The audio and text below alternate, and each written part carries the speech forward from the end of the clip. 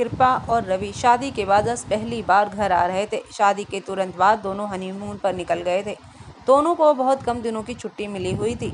Honeymoon trip खत्म होते ही दोनों बेंगलोर लौट गए थे। इस वजह से तृप्ति की जान पहचान अपनी भाभी कृपा से नहीं हो पाई थी। अब जब दोनों छुट्टी पे आए थे तो तृप्ति ने अपने घर खाने पे बुलाया था। तृप्ति का मायका दिल्ली में ही था और ससुराल गुरुग्राम में, इसीलिए अपनी बड़ी बेटी सपना को अपने पति अमित के साथ भेजा था मामा मामी को लाने के लिए। तृप्ति ने रवि की पसंद की दाल मखनी, बटर चिकन मसाला और न जाने क्या क्या सुबह से लगातार किचन में खड़ी रह के बनाया था। सुबह 11 बजे के आसपास सब घर आ गए थे। तृप्ति ने दोनों को गले से लगाया और आशीर्वाद दिया। चाय पीते हुए रवि ने कहा, दीदी चाय हमेशा की तरह बहुत मस्त बनाई है। कृपया ने तुरंत कहा, दूध बहुत ज़्यादा डाला है दीदी आपने, मुझे ज़्यादा दूध की चाय पसंद नहीं आती, कहकर कृपया ने चाय छोड़ दिया था। तृप्ति ने कहा, अरे मैं तो रवि को पसंद आती है इसलिए ऐसी बनाई थी, रुक जा मैं तेरे लिए दूसरी चाय बना लाती हूँ, कह के वो किचन की ओर जाने लगी। तो कृपया ने कहा, आप रहने दो दीदी, मैं खुद बना लूँगी, मगर आपको बुरा ना लगे तो। अरे इसमें बुरा लगने की क्या बात है, ये भी तेरा ही घर है, जो चाहे बना खा और हमको भी खिला, हमें भी अच्छा लगेगा, तृप्ति ने हंसते हुए कहा। तृप्ति ने महसूस किया था जब सपना मामा मामी को लेने जा रही थी तो बहुत ही उत्सुक और खुश थी, मगर जब से आई है कुछ बुझी बुझी सी लग रही थी। तृप्ति ने उसे पास बुलाकर पूछा, क्या बात है बेटा, तबीयत तो ठीक है ना तेरी, उदास उदास सी क्यों लग रही है? सुबह तो बहुत खुश थी। कुछ नहीं मम्मी, मामी जैसी मैंने सोची थी वैसी नहीं है, बहुत घमंडी है और मामा भी पहले से बदल गए हैं। देखा नहीं आपकी चाय को भी कैसी नकार दी, जबकि आपकी चाय की तो सब हमेशा तारीफ करते हैं। अरे बेटा, उसने हमें अपना समझ के अपनी पसंद नापसंद बता दी, देखा नहीं कैसे खुद ही जाके अपने लिए चाय बना ली थी, वरना कौन किचन में जाकर कुछ बनाता है आजकल। रहने दो मम्मी, अभी लंच के वक्त देखना, आपने जितने भी डिश बनाई है सब में कुछ ना कुछ मीन मकेन निकालेंगी। चुप कर, तृप्ति ने सपना को डांटते हुए कहा। वो ना खाए, मेरा भाई तो खाएगा, मैंने उसकी पसंद का सारे डिश बनाई है, वहाँ कहाँ उसे ये सब खाना मिलता होगा। मम्मी मैंने तो जो देखा तुम्हें बता दिया, बाद में बाथरूम में बैठ के मत रोना, सपना ने तृप्ति के गालों को खींचते हुए कहा। चुप कर, 15 की हुई नहीं है और बातें दादी अम्मा जैसी करती है। तृप्ति जब नीचे आई, कृपया और रवि बाहर जाने की तैयारी कर रहे थे। तृप्ति ने कहा, अभी तो 1 बज रहा है, खाना खा के कहीं चले जाना। रवि मैंने तेरी पसंद की डिश बनाई है, ठंडा हो जाएगा तो भी टेस्ट अच्छा नहीं लगेगा। दीदी शाम को हमें जल्दी जाना भी है, आज डिनर इसके मामा के घर है, वो यहीं गाड़ी भेजने वाले हैं, इसीलिए हम अभी जाके जल्दी से आ जाएंगे, रवि ने कहा और दोनों बाहर चले गए। दोपहर के 2 बज गए थे। बच्चों ने तृप्ति से कई बार खाना परोसने का आग्रह किया था। तृप्ति हर बार मामा मामी को आने दो कह के टाल चुकी थी। जब 3 बज गए तो अमित, जो अब तक चुपचाप बैठे थे, गुस्से में बोले, तेरे भाई भाभी के इंतज़ार में मेरे बच्चे क्यों भूखा रहेंगे? जल्दी से खाना निकाल, मुझे भी ज़ोर से भूख लगी है, तू चाहे तो उनका इंतज़ार कर लेना। तृप्ति ने जल्दी से रवि को फ़ोन लगाया। कृपया ने फ़ोन उठाया और बोली, दीदी आप लोग इंतज़ार मत करो, खाना खा लो, हमने हल्का सा खा लिया है।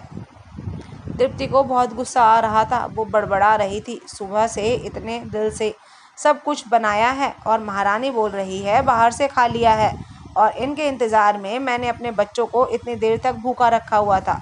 अमित और बच्चों के लिए थाली लगाती वह अपने आंसुओं को रोकने का प्रयत्न कर रही थी और बार बार नल से पानी लेकर मुंह धो रही थी।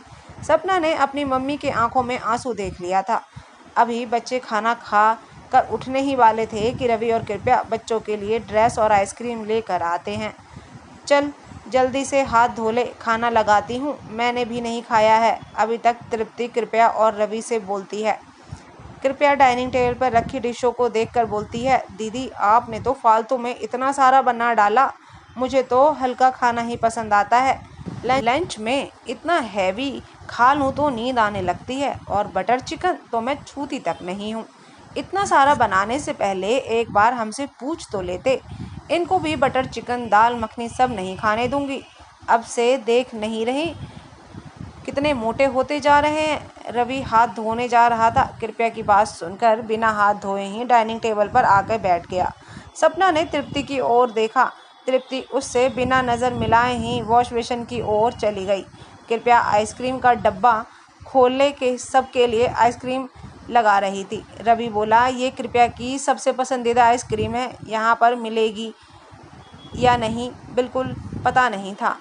हम बिल्कुल उम्मीद नहीं थी हमें।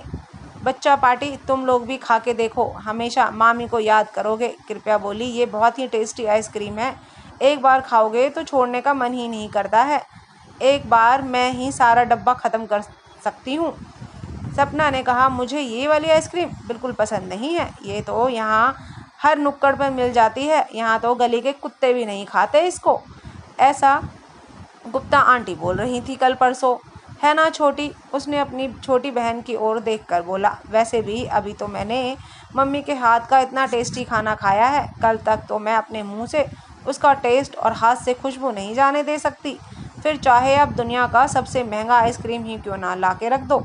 फिर ये तो मामूली सी आइसक्रीम है, आप ही खा लो, आपको तो बहुत पसंद है ना।